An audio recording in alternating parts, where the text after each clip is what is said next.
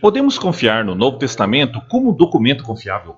Muitos céticos dizem que não, e que é baseado em cópias datadas e está cheio de erros. Mas o que dizem as evidências? Os cristãos durante séculos apontaram para a evidência de que podemos confiar que o Novo Testamento é fiel ao que ele disse originalmente. Então, que evidências podemos oferecer? Quando se trata de documentos antigos, quanto mais manuscritos tivermos, melhor. Dessa forma, há mais material para mostrar as correlações e identificar as mudanças que podem ter ocorrido, por meio do processo conhecido como crítica textual. Então, obviamente, queremos mais para comparar para que possamos voltar ao original. Então, o que temos no Novo Testamento? Da língua original do Novo Testamento, temos mais de 5.800 manuscritos gregos. Em latim, temos mais de 10.000 manuscritos. Em várias outras línguas originais, temos entre 5.000 e 10.000 manuscritos. Portanto, temos uma quantidade grande de manuscritos no Novo Testamento de todo o mundo antigo que podem ser estudados e comparados. E quanto mais manuscritos, mais precisão haverá na reconstrução do original por meio da crítica textual. Mas mesmo que não tenhamos manuscritos, ainda teríamos todo o Novo Testamento preservado nos escritos dos pais da Igreja. Estima-se que existam mais de 1 milhão de citações do Novo Testamento somente dos pais da Igreja. Se houvesse uma grande quantidade de corrupção acidental ou intencional do texto, seria fácil rastrear comparando manuscritos de diferentes regiões. O Dr. James White, durante o debate com Bart Ehrman, nunca houve um tempo em que qualquer homem ou grupo de homens tivesse controle sobre o Novo Testamento. Nunca houve um cristão que tivesse alterado. Todas as alegações sobre adicionar doutrinas, mudar teologia, excluir testamentos estão sem fundamento. A igreja cristã era uma minoria perseguida e impotente para impor uma transmissão textual uniforme como no Islã.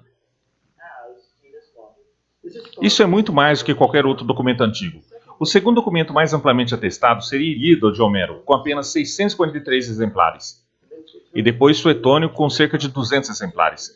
Portanto, se alguém permanece cético em relação ao Novo Testamento, depois de aprender o quão amplamente atestado ele é, deve ainda ser mais cético em relação a outras literaturas, como os estudiosos Dan Wallace. Eles nunca pensaram em outra literatura antiga e ponderaram o que seria, se vou ser cético em relação ao Novo Testamento, aplicar ceticismo a outra literatura greco-romana antiga. Adivinhe, voltamos imediatamente à Idade Média. Nós eclipsamos todo o conhecimento dos últimos 500 anos. Mas não só temos um grande número de manuscritos, também temos manuscritos completos muito antigos e fragmentos ainda mais antigos. O mais antigo e completo do Novo Testamento foi escrito 300 anos depois do original, o mais próximo de qualquer outro documento antigo. Mas mesmo nós temos primeiros testemunhos de fragmentos como esse. P52, de 90 d.C., 125 d.C., e outros como esse, P46, 67, de aproximadamente 170 anos depois de Cristo e 220 anos depois de Cristo. Também temos fragmento maior da época do P65, que tem 102 páginas de Lucas e João. Comparado a isso com outros documentos antigos, a cópia mais antiga da Ilíada é de depois de 500 anos do original. E a cópia mais antiga de Suetônio tem 800 anos do seu original. Como você pode ver, o Novo Testamento é de longe o mais próximo do seu original do que qualquer outro documento antigo. Então, se vamos ser céticos em relação ao Novo Testamento, devemos ser ainda mais céticos em relação a todas as outras literaturas antigas. De fato, temos uma dúzia de manuscritos fragmentários datados por volta do século II, representando cerca de 40% de todo o Novo Testamento. E temos 120 manuscritos dentro de 300 anos do original, o que é incrível em comparação com outros documentos antigos. Mas, apesar disso, alguns estudiosos ainda argumentam que as cópias do Novo Testamento são muito tardias e cheias de erros. O notável crítico Bart Ehrman diz: não só não temos originais, como não temos as primeiras cópias do original. Não temos nem cópias das cópias do original ou cópias de cópia dos originais. O que temos são cópias feitas mais tarde, muito mais tarde. Todas essas cópias são diferentes umas das outras, em muitos milhares de lugares. Bem, isso é uma coisa estranha de se dizer, dadas as evidências que acabamos de discutir. Então vamos dividir sua objeção em duas partes e lidar em cada uma adequadamente. A primeira é que nossos primeiros manuscritos são muito posteriores aos originais, nem mesmo as cópias dos originais. Bem, isso não faz sentido, considerando que nosso primeiro trecho está a 70 anos ou mais do original. E vários fragmentos maiores têm de 140 a 160 anos em relação ao original. Então, por que não são essas cópias de primeira ou segunda geração do original? Um manuscrito em papiro para uso público duraria em média mais de 100 anos. Também não há razão para supor que os originais ou cópias de primeira geração foram copiados de uma só vez e depois descartados ou perdidos. Na verdade, Ehrman reconhece que o manuscrito provavelmente pode ser uma cópia direta de 100 anos antes, o texto do Novo Testamento. Toda vez que alguém traduz a Bíblia, eles não dizem: bem, eu tenho que pegar esse manuscrito, traduzir e destruí-lo agora. Isso é estúpido. Nós não fazemos isso. Isso nunca foi feito na história da igreja. Não há razão para supor que os originais já foram copiados e esquecidos ou que os escribas tinham apenas uma cópia para trabalhar. De fato, o pai da igreja primitiva Tertuliano parece até sugerir que os originais ainda existiam quando ele escrevia no final do século II. Vem agora, você se entrega a uma curiosidade melhor. Se deseja aplicá-lo no negócio de sua salvação, vão para as igrejas apostólicas, nas quais os próprios tronos dos apóstolos são proeminentes lugares, nos quais seus próprios escritos autênticos são lidos. A palavra latina para autêntico geralmente se refere a documentos originais. Tertuliano parece estar dizendo que os originais ainda estavam nas igrejas naqueles dias. Ele se refere especificamente às cartas de Coríntios, Filipenses, Tessalonicenses, Efésios e Romanos, e exorta os leitores a visitar os lugares para ver os escritos autênticos por si mesmos. Mesmo Tertuliano não estivesse se referindo aos pergaminhos originais que os apóstolos escreveram, seu testemunho nos diz que os cristãos de sua época se preocupavam em ter escritos precisos e não descartavam suas cópias como inúteis, como sugerem os céticos. É razoável sugerir que, se os manuscritos fossem lidos com frequência, eles teriam sido copiados. E, de fato, o número de manuscritos que temos hoje obviamente, sugere isso. O raciocínio de Ehrman parece implicar que a cópia do Novo Testamento era como o jogo do telefone sem fio, onde uma cópia do século IV é uma cópia de uma cópia do século III, que por sua vez é uma cópia de uma cópia do século II, que é uma cópia de uma do primeiro século, que é uma cópia do original. Mas não há razão para sugerir que os originais, ou as primeiras cópias originais, foram perdidos somente depois de terem sido copiadas uma vez. Os escribas sempre podiam voltar às primeiras cópias sobreviventes de sua época e simplesmente copiar a partir delas. Santo Irineu chega a dizer que teve acesso aos primeiros exemplares do livro do Apocalipse, o que sugere que as primeiras cópias estavam sendo preservadas para precisão e transmissão. E os testemunhos dos padres da igreja indicam o modo como esses documentos eram considerados sagrados. Então eles não foram copiados frivolamente, mas tidos em alta estima para preservar a fé transmitida pelos apóstolos.